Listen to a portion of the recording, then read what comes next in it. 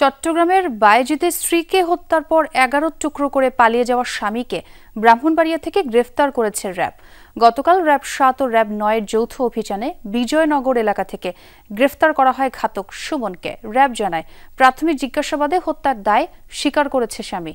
সুমনের দাবি, স্ত্রী পরকীয়া সম্পর্ক মানতে পারেননি তিনি। সেই ক্ষোভ থেকে গত ৯ জুলাই স্ত্রীকে হত্যার পর লাশ গুম করতে ১১ টুকরো করেন তিনি। কিছু অংশ কমোডে ফেলে ফ্ল্যাশ করে সুমন।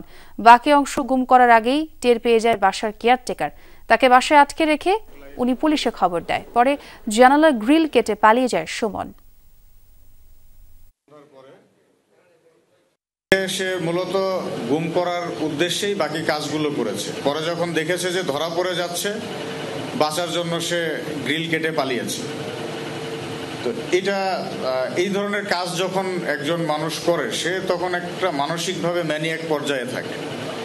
তো ওই সময় মানুষ অনেক কিছুই করে থাকে, যেটা আসলে পূর্ব পরিকল্পিত বলাটা হয়তো ঠিক হবে না।